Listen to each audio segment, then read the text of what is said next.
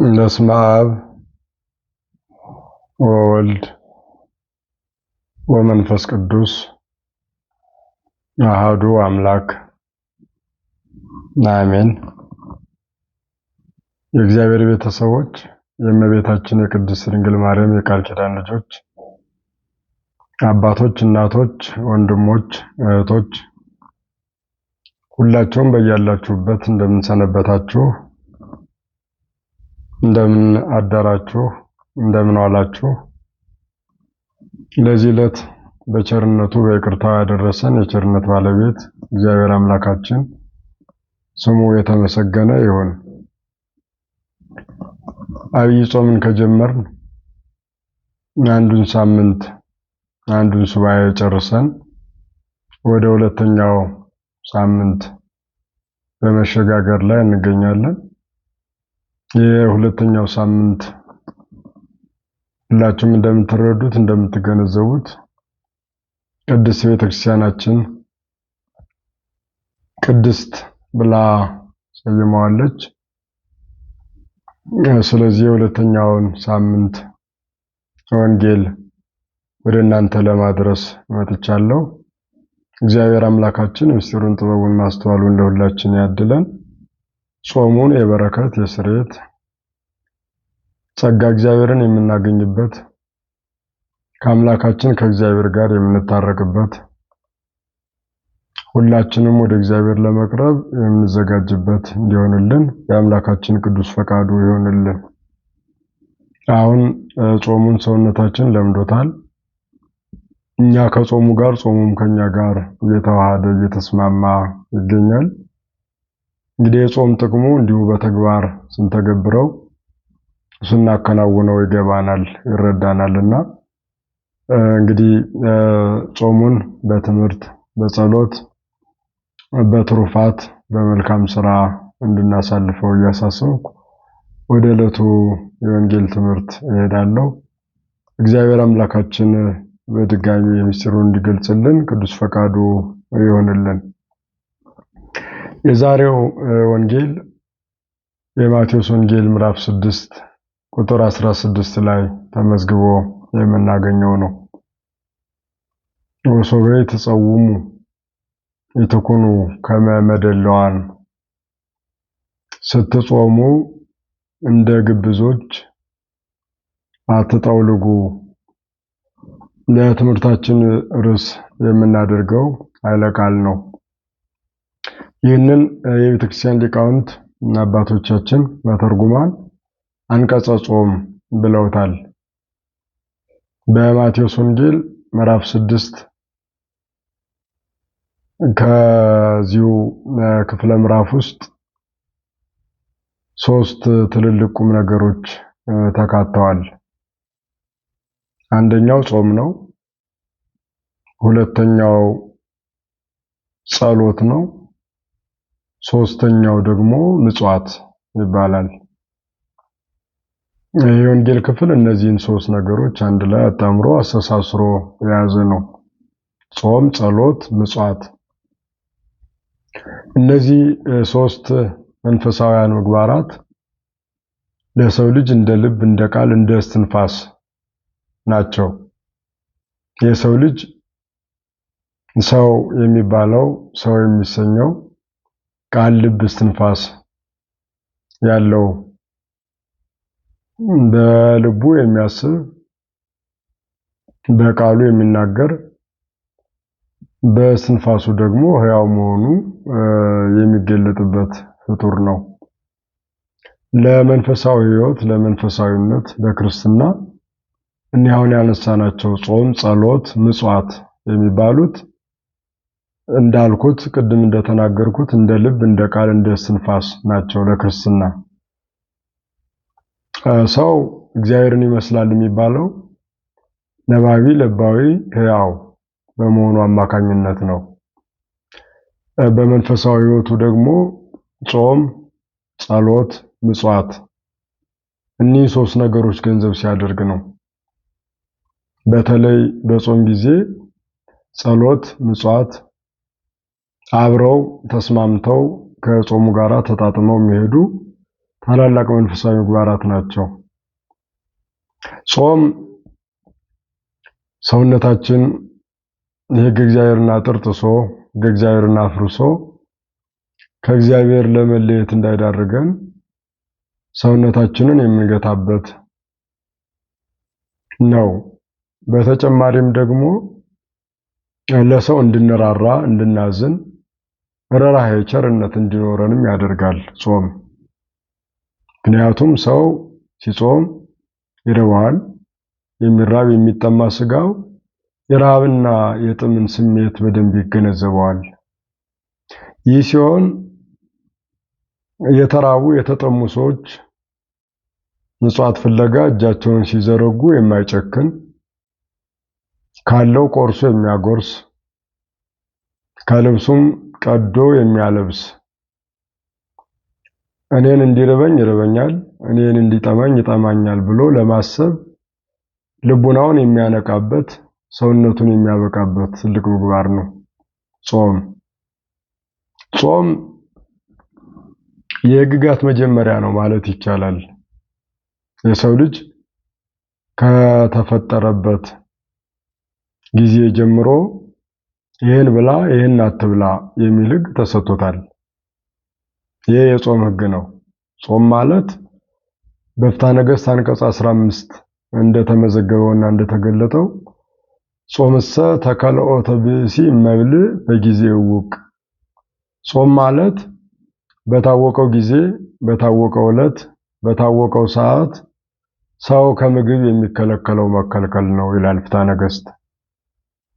ወይም ከሊያ ብእሲ መብል፣ በታወቀ ጊዜ፣ በታወቀ ሰዓት፣ በታወቀ ዕለት ሰውን በሕገ እግዚአብሔር ከምግብ መከልከል፣ ለተወሰነ ጊዜ፣ ለተወሰነ ሰዓት፣ ለተወሰኑ ቀናት ሰውን ከምግብ በሕገ እግዚአብሔር መከልከል ወይም ሰው ሕገ እግዚአብሔርን ሰምቶ ለትእዛዝ እግዚአብሔር ቀንቶ ከስጋዊ ምግብ መጠጥ የላመውን የጣመውን ገንቢ የሆነውን ምግብ ከመመገብ ራሱን የሚከለክልበት፣ የተራበች ነፍሱን የሚያጠግብበት፣ የጠገበች ስጋውን ደግሞ የሚያስርብበት፣ ስጋው ከልክ በላይ ጠግቦ በነፍስ የተራበ እንዳይሆን በስጋው ተርቦ መንፈሳዊ በረከትን ለመቀበል የሚያደርገው መንፈሳዊ ተግባር ነው ጾም። ይህንን የጾምን ትእዛዝነት ቅድም እንዳልኩት ሰው ሲፈጠር ይህንን ብላ ይህንን አትብላ በማለት እግዚአብሔር አባታችን አዳምን የሚበላውን ከማይበላው ለይቶለታል። መብላት የማይገባውን ቢበላ የሞት ሞት እንደሚገጥመው አስረድቶታል። የሰው ልጅ ለውድቀቱ ምክንያት የሆነውም ይህን ትእዛዝ አለመጠበቁ ነው። በምክረ ከይሲ ተታሎ ቃል እግዚአብሔርን ትእዛዝ እግዚአብሔርን አቃሎ ዕፀ በለስን አትብላ የተባለውን በመብላቱ የሞት ተገዢ የመቃብር ባሪያ ሆኗል። ፍዳ፣ መርገም፣ ጉስቁልና፣ ውርደት በሰው ልጆች ሕይወት ላይ በአዳም ብቻ አይደለም በልጅ ልጆቹ ሕይወት ላይ ሁሉ ተገልጠዋል። እነዚህ ትእዛዝ እግዚአብሔርን በመጣስ ሕገ እግዚአብሔርን በማፍረስ ምክንያት የመጡ ናቸው። የሰው ልጅ የታዘዘውን ትእዛዝ ቢያከብረው ቢጠብቀው መላእክትን መስሎ ቅዱስ ቅዱስ ብሎ በገነት እንደኖረ በመንግስተ ሰማያት የመኖር ዕድልን ያገኝ ነበር። ነገር ግን የሰው ልጅ ክብር ያላስደሰተው ጥንተ ጠላት የመጀመሪያው ጠላታችን ዲያብሎስ ወደ ገነት በስጋ ከይሲ ተሰውሮ በእባብ ውስጥ አድሮ መርዘኛ የሆነ ከትእዛዝ እግዚአብሔር የሚያወጣ ነገሩን ወደ ሔዋን ወደ አባታችን ወደ አዳም ጆሮም አድርሷል። ይህ በኦሪት ዘፍጥረት ምዕራፍ 3 ከቁጥር 1 ጀምሮ ተመዝግቦ የምናነበው የምንመለከተው ነው። ለመትበሉ እንትኮ በለሰ ያኮ ሞተ ዘትመውቱ አላ አማልክተ ተከውኑ ወይትፈታ አዕይንቲክሙ ወተአምሩ ሰናየ ወእኩየ። ይህን ዕፀ በለስ ብትበሉ የሞት ሞት አትሞቱም፣ ዓይናችሁ ይገለጣል፣ ክፉና በጎውንም ለይታችሁ ታውቃላችሁ አላቸው ነው የሚለን። እንግዲህ የሰው ልጅ በዚህ የዲያብሎስ ላዩ መልካም ውስጡ ግን የተመረዘ በሆነ የዲያብሎስ ስብከት የሰው ልጅ የጾምን ሕግ ሽሯል፣ ትእዛዘ እግዚአብሔርን አቃሏል። ብላ የተባለውን ትቶ አትብላ የተባለውን ዕፀ በለስ በልቷል። በዚህ ምክንያት ከጸጋው ተራቁቷል። ከእግዚአብሔር ልጅነት ከመላእክት ኅብረት ተለይቷል። እግዚአብሔርን ያህል ጌታ ገነትን ያህል ቦታ አጥቷል። መንጸፈ ደይን ወድቋል። በእግረ አጋንንት ተረግጧል። የነበረውን ጸጋና በረከት አጥቷል የሰው ልጅ።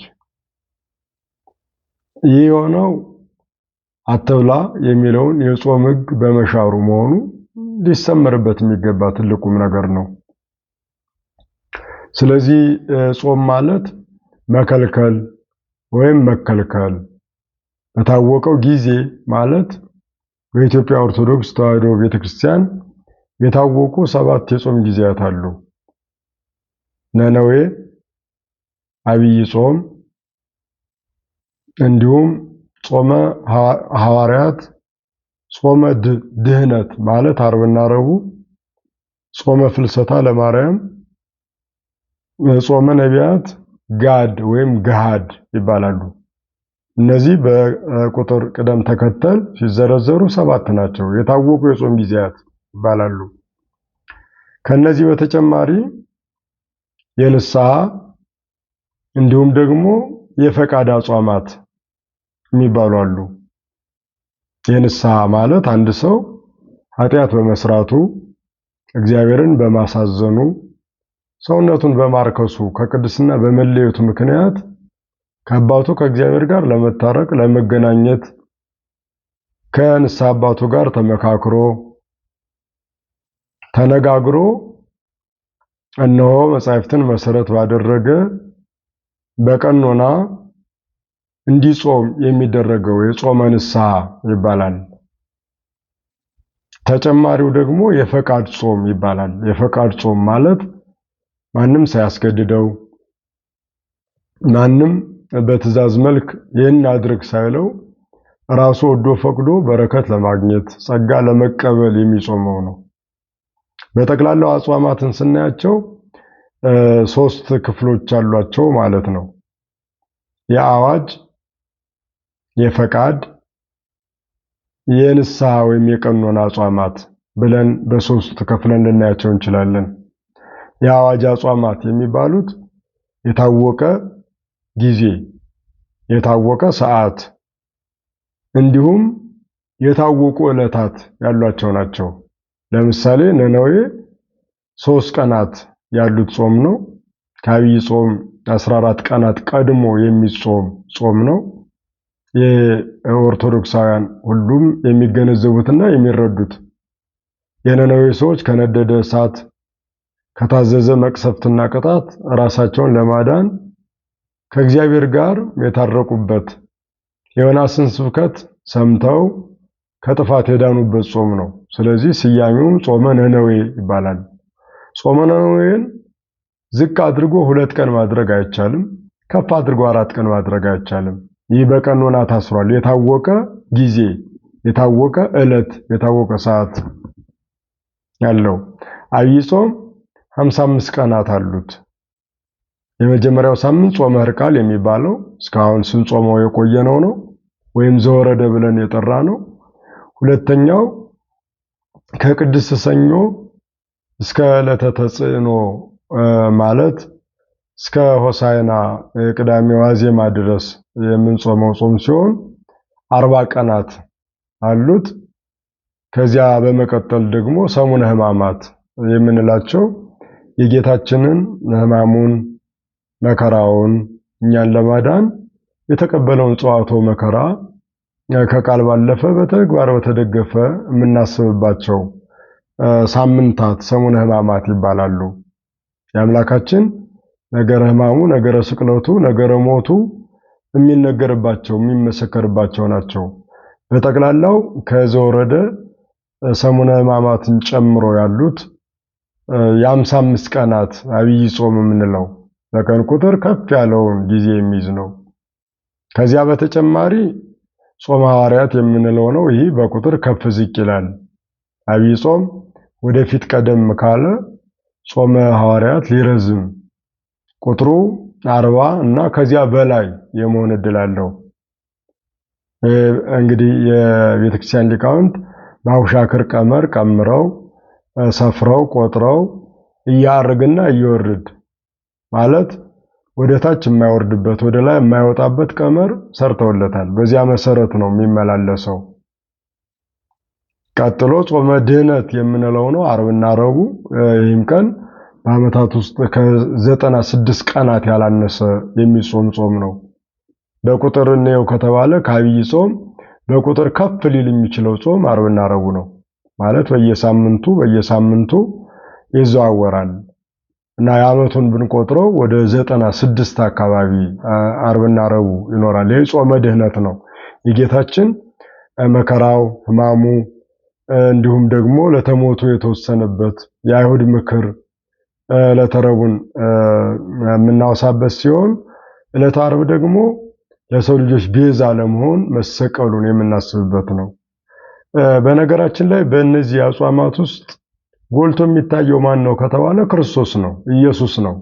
ሌሎች አካላት ከቤተ ክርስቲያን አጥርና ቅጥር ውጭ ያሉ አካላት ኦርቶዶክስ ክርስቶስን አትሰብክም፣ ስለ ኢየሱስ አትናገርም ብለው እንደሚያወሩት አይደለም። ቤተ ክርስቲያን ጾሟ፣ አጽዋማቷ በጠቅላላው ከነገረ ድህነት ጋር ይያያዛሉ። ከነገረ ክርስቶስ ጋር የተሳሰሩ ናቸው። ከሰማይ ከወረደው ከድንግል ከተወለደው አምላካችን ጋር በአንድም በሌላም የተገናኙ ናቸው።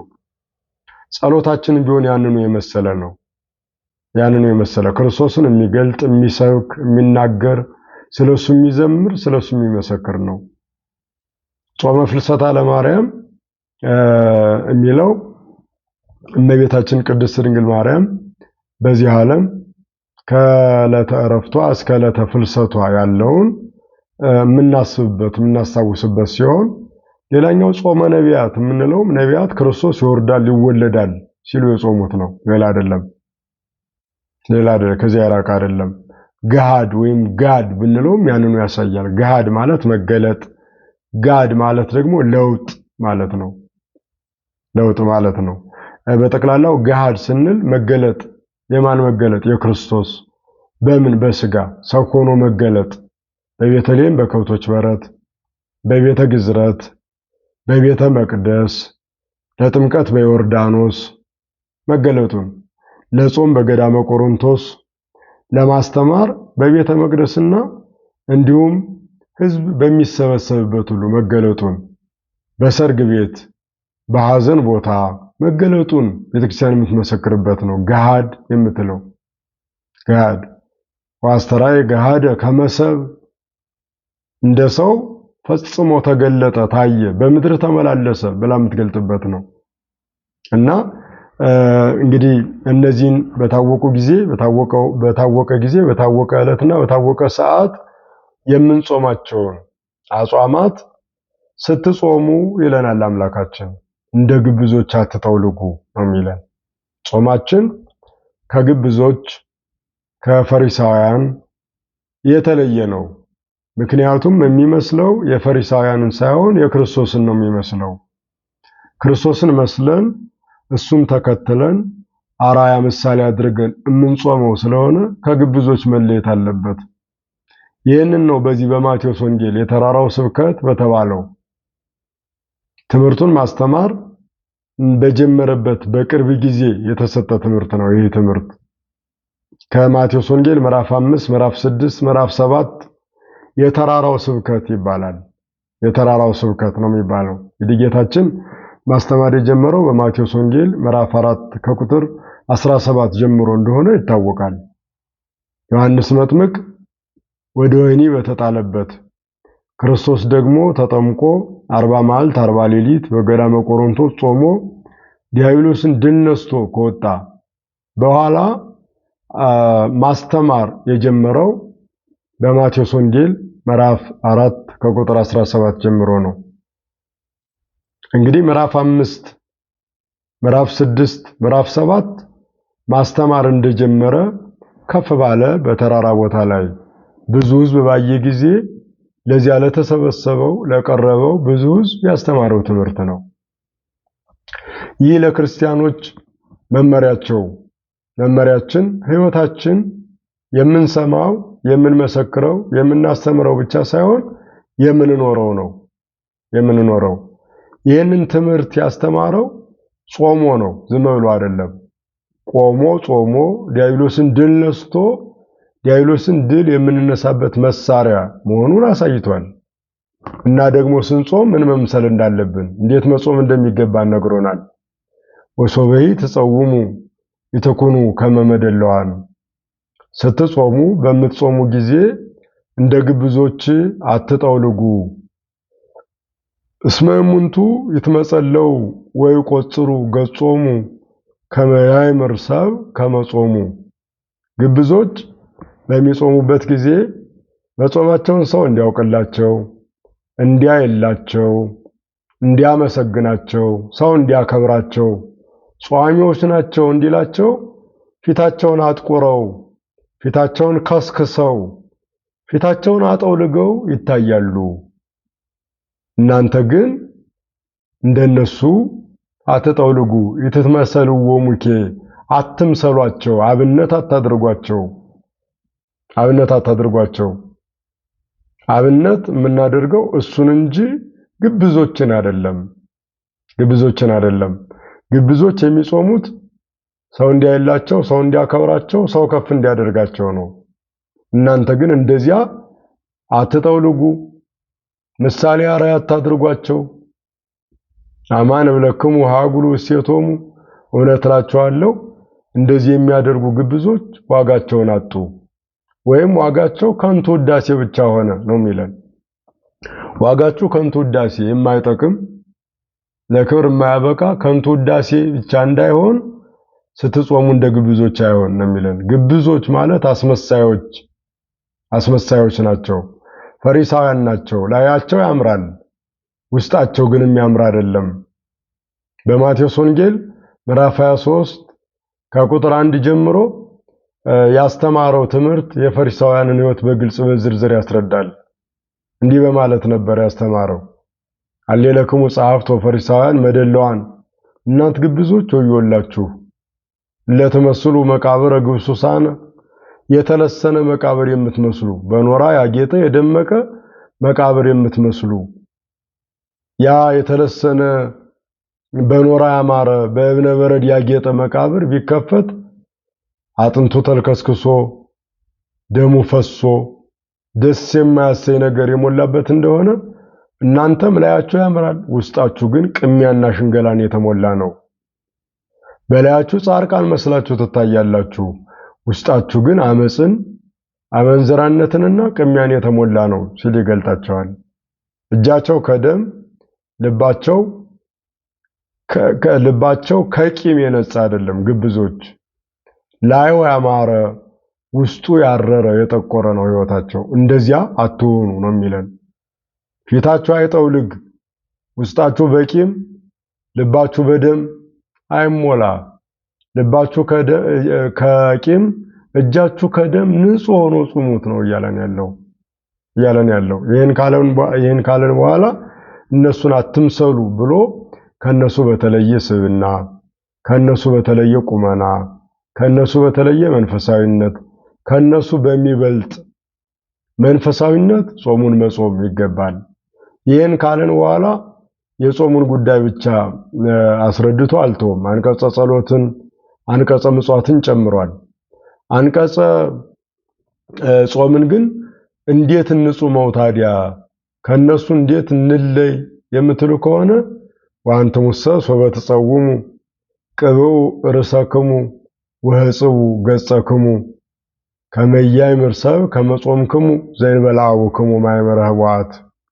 እናንተስ በምትጾሙበት ጊዜ ራሳችሁን ተቀቡ፣ ፊታችሁንም ታጠቡ፣ ጿሚዎች እንደሆናችሁ ማንም እንዳያውቅ ተሰውሮ ከሚያያችሁ ከሰማያዊ አባታችሁ በስተቀር ማንም እንዳያውቅ ራሳችሁን ተቀቡ፣ ፊታችሁን ታጠቡ ይለናል። ይህ ማለት ምን ማለት ነው? ፊታችሁን ታጠቡ ብንባል ፊታችንን መታጠቡን እንተዋለን? አይደለም። ጉዳዩ ይህ አይደለም።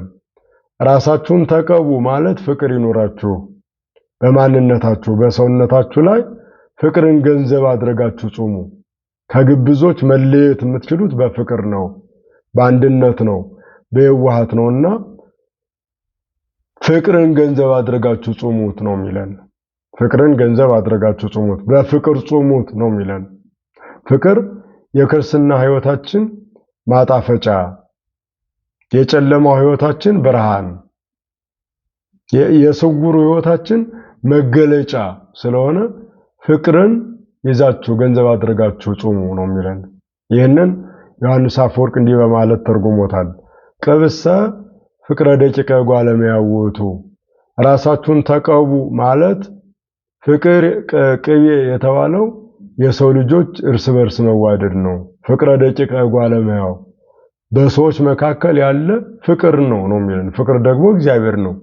እግዚአብሔርን ይዛችሁ እሱን አርአያ አድርጋችሁ ክርስቶስን መስላችሁ ጹሙት እያለን ነው አምላካችን። እንደዚያ እያለን ነው። ወሕጽቡ ገጸክሙ፣ ፊታችሁን ታጠቡ ማለት የሥጋ ንጽህና፣ የልቡና ንጽህና፣ የነፍስ ንጽህናን ገንዘብ አድርጉ እያለን ነው። ንጻ ሥጋ፣ ንጻ ነፍስ፣ ንጻ ልቡና የሚባል አለ። ንጻ ሥጋ ከዝሙት፣ ከርኩሰት፣ ከክፉ ሐሳብ፣ ከመለያየት፣ ከጥላቻ፣ ከበቀል ከዚህ መለየት ነው። ከዚህ መለየት ነው። ንጻ ነፍስ የሚባለውም ደግሞ እንዲሁ የበለጠ ከዚህ ከፍ ያለ የበለጠ ነው። ንጻ ልቡና ማለት ደግሞ የልቡና ንጽህና ነው። እግዚአብሔርን እንድናየው የሚያስችለን፣ እግዚአብሔርን እንድናየው እሱም በምሕረቱ እንዲያየን የሚያስችለን ንጻ ልቡና ነው። ንጻ ልቡና ነው።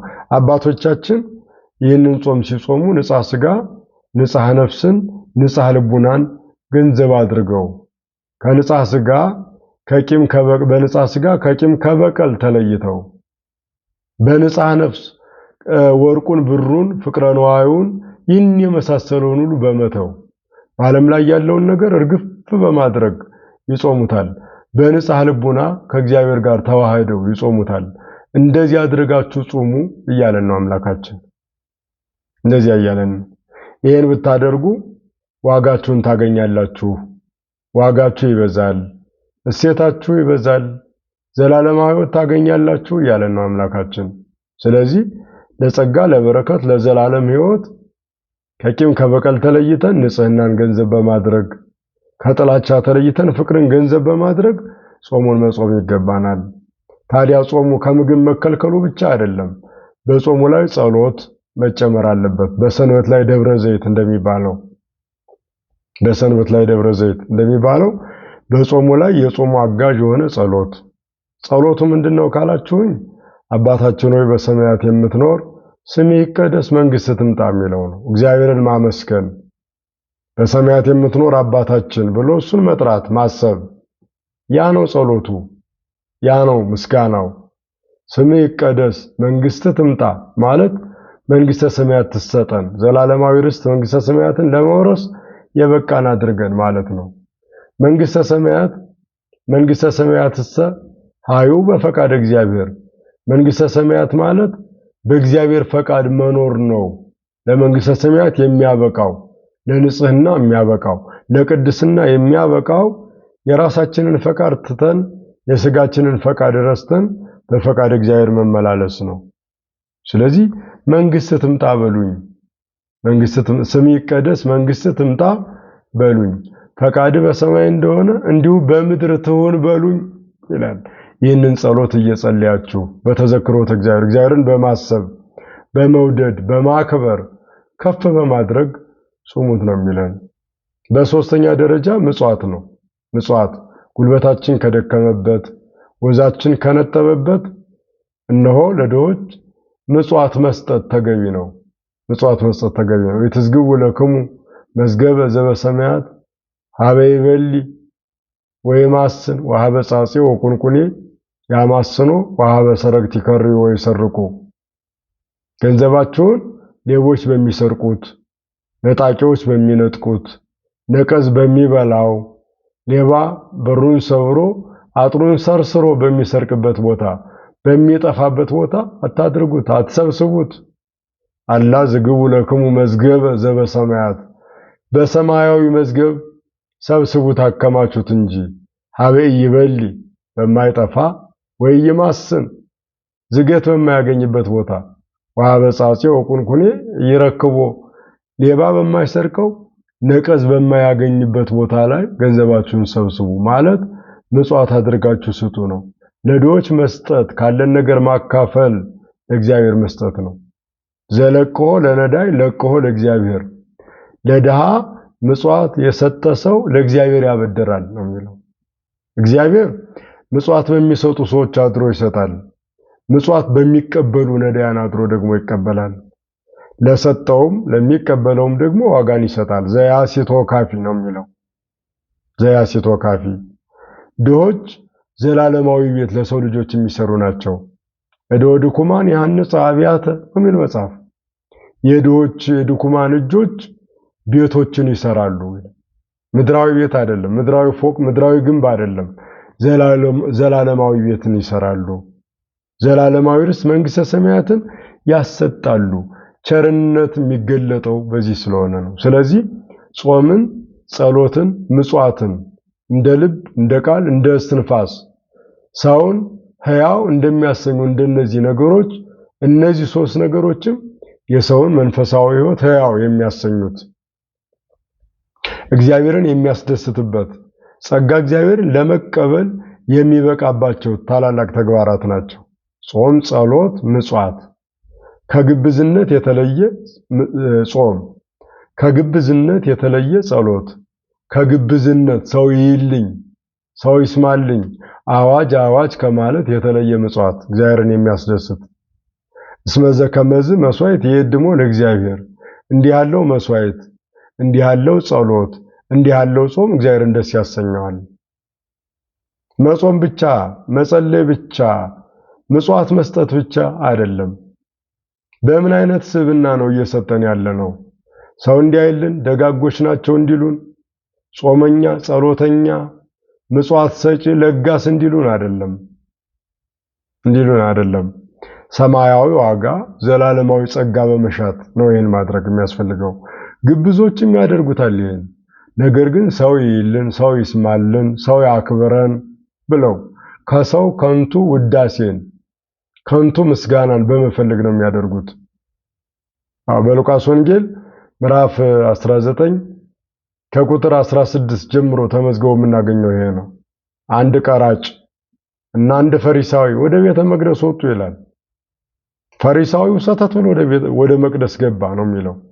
ገብቶ በመቅደሱ ፊት ለፊት ላይ ሆኖ ቆሞ ነበር። ቀራጩ ግን ከሩቅ ቆመ ይላል። ወቆመ እምርሁቅ፣ ከሩቅ ራቅ ብሎ ቆመ ነው የሚለው።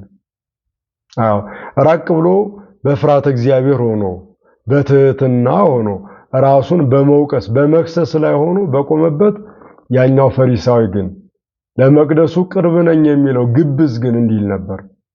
አኮተከ እግዚኦ ዘይረሰከኒ ከመ ባዕዳነ ሰብእ ሀያዳያን ወአማጽያን። እንደ ሌሎች ሰዎች ያላደረከኝ፣ እንደ ቀማኞች ያላደረከኝ አመሰግናለሁ። እኔ በሳምንት 2 ቀን እጾማለሁ፣ ከገንዘቤም ካለኝ ነገር ምጽዋት እሰጣለሁ እያለ ይመካ ነበር። ምጽዋታችን፣ ጸሎታችን፣ ጾማችን ከትምክህት ከትዕቢት የራቀ መሆን አለበት። ትዕቢት የሌለበት ትህትና የሞላበት መሆን አለበት። ክርስቶስ ያስተማረን ያንን ነው። በገዳመ ቆሮንቶስ ብቻውን ወነበረ ምስለ አራዊት፣ ከአራዊት ጋር ነበር ነው የሚለው። ይሄ ቃል ከሰው መለየቱን ከሰው መራቁን የሚያመለክተን ነው። ሰው ይይልኝ ይስማልኝ ያለ ማለቱን ያሳያል። ከአራዊት ጋር ነበር ነው የሚለው። 40 መዓልት 40 ሌሊት ጾመ። ከቆመ አላረፈም፣ እጆቹን ከዘረጋ አላጠፈም። 40ው ቀን ከተፈጸመ በኋላ ተራበ ነው የሚለን። ከጾመ በኋላ ተራበ። እኛ ገና ስንጀምር ነው ራበን የምንለው። ለምግቡ፣ ለሚበላው፣ ለሚጠጣው የምንሰጠው ቦታ ከልክ ያለፈ ነው። እንደዚህ አይደለም።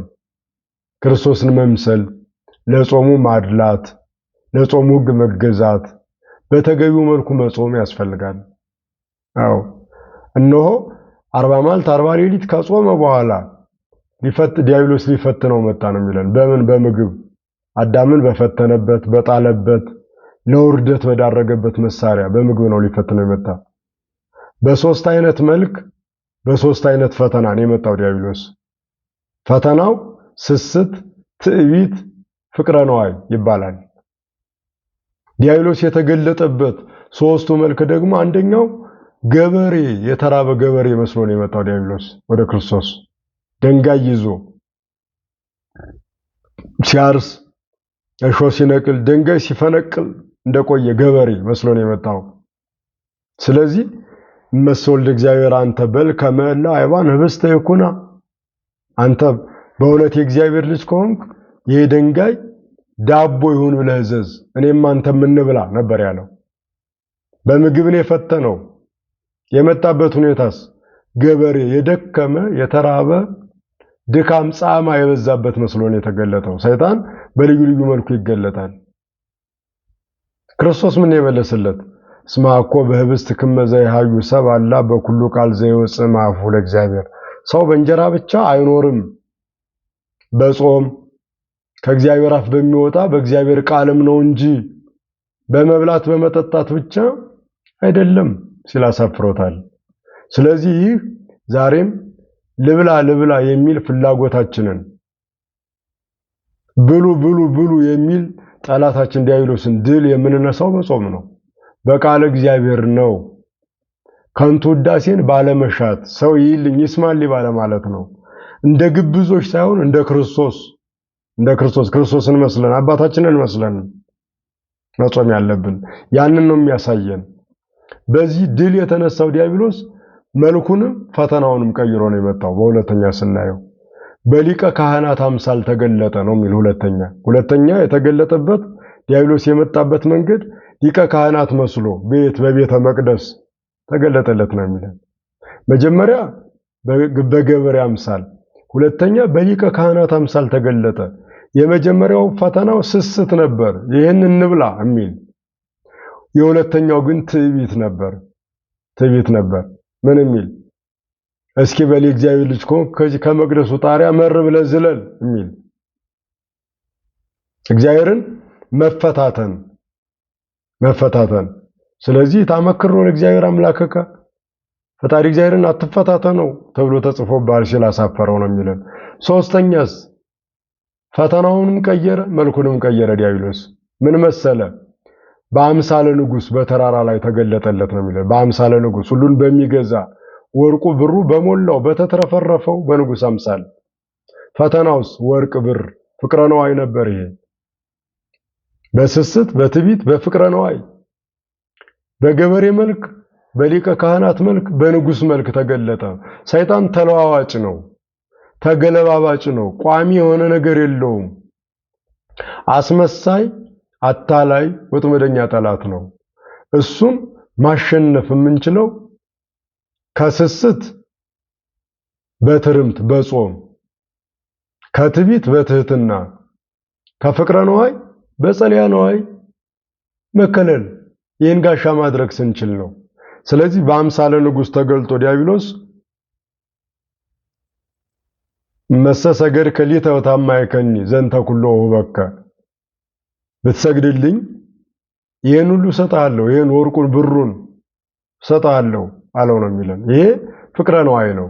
ዲያብሎስ የወረወረው ጦር ግብዞችን ድል የሚነሳበት፣ በፍቅረ ነዋይ ያበዱ፣ በዝርፊያ የተሞሉ፣ በቅሚያ የተሞሉ ፈሪሳውያንን የመሰሉትን ድል የሚነሳበት መሳሪያው ነው። ምንድን ያለው? ይሄኔ ሁርም ድሬ ሰይጣን፣ አንተ ሰይጣን ከኋላዬ ወግድ አለው ነው የሚለን። ወግድ ማለት ከኔ በኋላ ለሚመጡ ምዕመናን ከኋላቸው ወግድ አለው ነው የሚለን። ድል ነሶታል። እንደ ጢስ ተኖ እንደ ትቢያ በኖ ጠፋ ነው የሚለን። በገበሬ አምሳል ቢገለጥ፣ በሊቃነ ካህናት አምሳል ቢገለጥ፣ በሊቀ ካህናት አምሳል ቢገለጥ፣ በንጉስ አምሳል ቢገለጥ፣ በስስት በትዕቢት በፍቅረ ነዋይ ቢመጣ በሁሉም ድል ነሶታል። ከግብዝነት መለየት ማለት ይሄን ነው። ክርስቶስን መምሰል ነው። ምልክቱ ይሄ ነው። እስመ ውእቱ ትእምርተ ሰላምን አይደለም የሰላማችን የማሸነፋችን ምልክት ክርስቶስ ነው። እሱን መምሰል ከግብዞች መለየት ነው። ክርስቶስ ሲጾም ታይቷል፣ ሲጸልይ ታይቷል፣ ምጽዋት ሲሰጥ ታይቷል። ምጽዋት የሳንቲም ድቃቄ የጨርቅላቂ አይደለም። ዓይን ለሌለው ዓይን፣ እጅ እግር ለሌለው እጅ እግር ሲሰጥ ታይቷል። ይህ ፍጹም ቸርነት ነው። እኛ ዓይን ለሌለው ዓይን፣ እጅ እግር ለሌለው እጅ እግር መስጠት አንችል ይሆናል። ከኪሳችን የሚወጣውን የሳንቲም ድቃቂ በአካላችን ላይ ያለቀውን የልብስ ላቂ የጨርቅ ላቂ ግን መስጠት እንችላለን። ለዚያ እኮ ነው ክርስቶስን የመሰለው ጴጥሮስ ያ ድሃ ያ ሽባ ሲለምነው ወርቅና ብር የለኝም ካለኝ ግን እሰጥሃለሁ፣ ተነስ በናዝሬቱ ኢየሱስ ስም ተመላለስ አለው ይላል። አዎ ክርስቶስን መስሎታል ጴጥሮስ ማለት ነው። ከግብዝነት የተለየ በፍቅር የተሞላ ስለሆነ ነው። እየሄደ የነበረው ለምን ነው? ለጸሎት። አሁን ካነሳናቸው አንዱን ለመተግበር አንዱን ለመከወን ነው። ስለዚህ እኛም ክርስቶስን መስለን እሱን ተከትለን ስንጾም፣ ስንጸልይ፣ ምጽዋት ስንሰጥ ከግብዝነት የተለየ ፍቅር የተሞላበት መሆን አለበት። ከጥላቻ ከበቀል ከመለያየት የተለየ የራቀ መሆን አለበት። ያንን ነው የሚያስተምረን። ክርስቶስ ዲያብሎስን ድል የነሳበት መንገድ ይህ ነው። ይህን ማድረግ ይኖርብናል። ዛሬ ግብዝነት ልቡናችንን ሞልቶታል። ትዕቢት ልቡናችን ላይ ሞልቶ ተርፏል። እዩኝ ማለት፣ ከንቱ ውዳሴ መውደድ፣ ለጋሶች ሳንሆን ለጋስ መባል፣ ቀማኞች እያለን እከሌ እኮ ለጋስ ነው መባልን እንወደዋለን። ያልሆነውን መባል እንወዳለን። በርኩሰት ውስጥ እየኖርን ቅዱስ መባል እንፈልጋለን። እንደዚህ አይደለም። ይህ ግብዝነት ነው የሚለን ክርስቶስ። ግብዝነት። ጾማችን ከዚህ የተለየ ከዚህ የራቀ መሆን አለበት። ከዚህ የነጻ መሆን አለበት። ያ ሲሆን ጸጋ ዋጋ የሚያሰጥ ዘላለማዊ ርስት የሚያሰጥ ከእግዚአብሔር ጋር የሚያስታርቅ የሚያገናኝ ጾም ይሆናል። ወደ እግዚአብሔር ለመቅረብ ድልድይ፣ ወደሱ በክብር ከፍ ለማለት መሰላል ይሆናል ጾማችን ጸሎታችን እንደዚያ እንዲሆን፣ ጾሙን ስንጾም ከግብዝነት መለየት፣ ስንጸልይም ከዚያ መራቅ። ግብዞቹ ሲጸልዩ መንገድ ዳር ዓለም ይልን ይወቅልን ይስማልን ይላሉ። ሲጾሙም እንደዚያው፣ ምጽዋት ሲያደርጉም እንደዚያው ነው። እናንተ እንደዚህ አታድርጉ አትምሰሏቸው፣ እውነት እላችኋለሁ ዋጋቸው ምድራዊ ብቻ ነው፣ ከንቱ ውዳሴ ብቻ ነው፣ የሚጠፋ ብቻ ነው እያለን ነው። ስለዚህ ለሚጠፋ እንዳንደክም፣ ጾማችን ድካም እንዳይሆን ከግብዞች በተለየ በንስሐ በንጽህና በፍቅር በአንድነት በመዋደድ በመከባበር ልንጾመው ይገባል። ያ ሲሆን ክርስቶስን እንመስላለን። ክርስቶስን በጾም ከመሰልነው ዲያብሎስን ድል በመንሳት እንመስለዋለን። በትህትናው ከመሰልነው ዲያብሎስን ትን ብን በማድረግ እንመስለዋለን። እናሸንፈዋለን። የኛ በዘመናችን ያለው ሰይጣን ሞኝ አይደለም። ደንጋይ ይዞ እንካ ዳቦ አድርገው ብሎ አይታገልም። ወይም ይህን ወርቅና ብር ሰጣለሁ ብሎ ምታት የሚያሳይ አይደለም። ወይም ደግሞ ከዚህ ከቤተ መቅደሱ ጣሪያ ላይ ዝለል የሚል አይደለም። ከቆምንበት የትዕቢት ጣሪያ ላይ ሊፈጠፍጠን የሚፈልግ ነው። ስለዚህ ጥንቃቄ ማድረግ፣ ትህትናን በተሞላ መጾም፣ አንደበታችንን ከክፉ ነገር መከልከል፣ ከግብዝነት መለየት እኮ ነው። ያ ፈሪሳዊው እንደዚህ አይደል ያለው? እንደ ሌሎች ሰዎች አላደረከኝ፣ ይልቁንም እንደዚህ ቀራጭ እኮ ነው ያለው። ሲጠቁም ነበር። እንደዚህ ቀራጭ አላደረከኝ አመሰግናለሁ ይል ነበር። ያ ቀራጭ ግን ከሩቅ ቆመ፣ ወጎዳ እንግዳቲው ደረቱን ደቃ ነው የሚለው። ደረቱን ይደቃ ነበር። በፍጹም ጸጸት ውስጥ ነበር። ከግብዝነት የተለየ ጸሎት ነው ያቀረበው።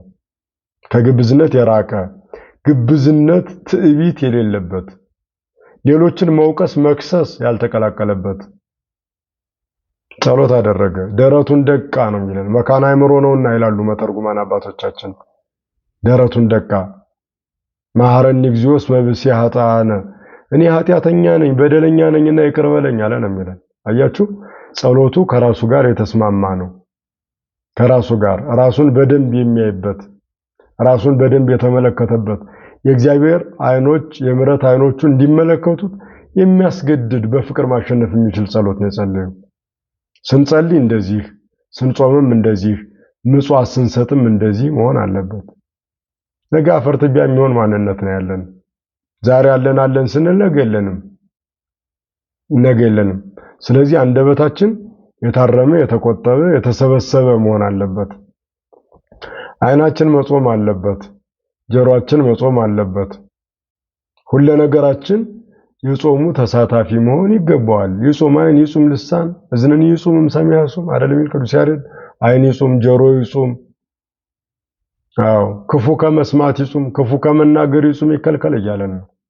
ስለዚህ በዚህ ጾም በእውነት ጎልማሶች ጸጥታን እርጋታን የሚማሩበት እግዚአብሔርን የምናገለግልበት የምናስደስትበት ነው።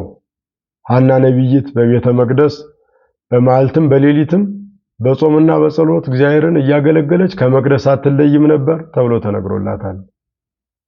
በሉቃስ ወንጌል ምዕራፍ 2 ተመዝግቦ የምናገኘው ነው። ከቁጥር 46 ጀምሮ በመዓልትም በሌሊትም ከመቅደስ አትለይም ነበር ነው የሚለን። ምን እያደረገች? በጾም በጸሎት እግዚአብሔርን እያገለገለች። ጾም፣ ጸሎት፣ ምጽዋት እግዚአብሔርን የምናገለግልበት ለእግዚአብሔር ያለንን ታማኝነት የምንገልጥበት ፍቅረ ቢጽን የምንተረጉምበት ነው። ምጽዋት ፍቅረ ቢጽን ይችን ብሰጥ ምነው ሰኔ ነግበኔ ሳንል ሳንስገበገብ ሳንሳሳ ካለን ነገር ለሌሎች ማካፈል የምንችልበት ለሌሎች ማካፈል የፍቅር ስጦታ የምንሰጥበት ነው ጾም። ስለዚህ አምላካችን ይህን አስተምሮናል። ይህንን እሱ እንዳለን ከግብዝነት በተለየ ጾመን ንስሐ ገብተን ካለን ነገር ምጽዋት ሰጥተን የመንግስት ወራሾች የስሙ ቀዳሾች ለመሆን የበቃን የተዘጋጀን እንዲያደርገን የአምላካችን ቅዱስ ፈቃዱ ይሁንልን። መዋዕለ ጾሙን ጀምረናል እንድንፈጽም በእውነት በደላችን የሚወገድበት ሰውነታችን የሚቀደስበት በጸጋ ከፍ የምንልበት የምንከብርበት እንዲሆን እግዚአብሔር አምላካችን በቸርነቱ ይርዳን። ከዚህ ጋራ ንስሐ በመግባት የምስጢራት ተሳታፊ መሆን ያስፈልጋል። መጾም፣ መጸለይ፣ ምጽዋት መስጠት፣ ንስሐ መግባት፣ በንስሐ መዘጋጀት፣ ለስጋው ለደሙ መቅረብ ማሰሪያው ይሄ ነው። የሽፍልጥ ማሰሪያው ልጥ እንደሚባለው የመልካም ጾም የመልካም ጸሎት ምጽዋት ማሰሪያው መደምደሚያው ቅዱስ ስጋው ክቡር ደሙ ነው። ይሄ ማይተሙ ነው። ማተሚያው ዋናው ነው። ከቅዱስ ስጋው ከክቡር ደሙ ተለይተን ጾሙን ብቻ ብንጾም ጸሎቱን ብቻ ብንጸልይ ምጽዋቱን ብቻ ብንመጸውት ዋጋ የለውም። የዚህ ሁሉ ማሰሪያ መደምደሚያ የሆነው የቅዱስ ቁርባን ተሳታፊ መሆን ያስፈልጋል። ቅዱስ ስጋውን መብላት ክቡር ደሙን መጠጣት። ሰው በእንጀራ ብቻ አይኖርም፣ በስጋዊቱ በእንጀራ ብቻ አይኖርም ተብለናል። እናስ በእግዚአብሔር ቃል ማለት አካላዊ ቃል ቆርሶ አፍሶ በሰጠን ቅዱስ ስጋውና ክቡር ደሙ ነው የዘላለም ሕይወት ያለው። ስጋዬን የበላ ደሜን የጠጣ የዘላለም ሕይወት አለው። እኔ ከሱ ጋር እኖራለሁ፣ እሱም ከኔ ጋር ይኖራል። የአምላካዊ ቃል ነው። ዘመን አይሽረው ጊዜ አይለውጠው አምላካዊ ቃል ፍጡር የሰጠን አይደለም። ፈጣሪ ባሪያው በአምሳሉ የፈጠረን በሐዲስ ተፈጥሮ የፈጠረን በልጅነት ያከበረን አምላካችን የሰጠን ነው። ስለዚህ ለዚህ መዘጋጃ ጾሙ፣ ጸሎቱ፣ ምጽዋቱ ነው። መደምደሚያውስ ቅዱስ ስጋው ክቡር ደሙ ነው። ታትመን የእግዚአብሔር ማደሪያ የምንሆንበት የእግዚአብሔር ማደሪያዎች የመንግስቱ ወራሾች መሆናችን የሚረጋገጠው በዚህ ነው። እኛ ግን ለስጋዊ መብል ቦታ አለን፣ ለመንፈሳዊ ምግብ ግን ቦታ እየሰጠን አይደለም። ከስጋዊ ምግብ የበለጠ ቦታ ልንሰጠው የሚገባ መንፈሳዊ ምግብ ነው። አበዊክሙ ሰመና በሉ በገዳም ወሞቱ ወዘበሎ ሰለዝንቱ ውስጥ ያዩ ለዓለም። አባቶቻችሁ በምድረ በዳ መና በሉ፣ ነገር ግን ሞቱ፣ ከሞት አላዳናቸውም። ይህን ህብስት የሚበላ ግን የዘላለም ሕይወት አለው ማለት ከሞት ባርነት ይሻገራል፣ የዘላለም ሕይወት ባለቤት ይሆናል እያለን ነው። የዘላለም ሕይወት ወራሾች ባለቤቶች እንድንሆን ቅዱስ ሥጋውን ክቡር ደሙን እንቀበል። ኦርቶዶክሳውያን አትዘግዩ፣ ጊዜ አታባክኑ፣ ጊዜ አናባክን፣ እንቀደስ በቅዱስ ሥጋውና በክቡር ደሙ። ስለዚህ ጾሙን ቅዱስ ሥጋውን ክቡር ደሙን የምንቀበልበት የጸጋ የበረከት እንዲሆንልን አምላካችን ይፍቀድልን። ስብሐት ለእግዚአብሔር ወለወላዲቱ ድንግል ወለመስቀሉ ክቡር። ይቆየን። ስትጾሙ እንደ ግብዞች አትጠውልጉ። የማቴዎስ ወንጌል ምዕራፍ 6 ቁጥር 16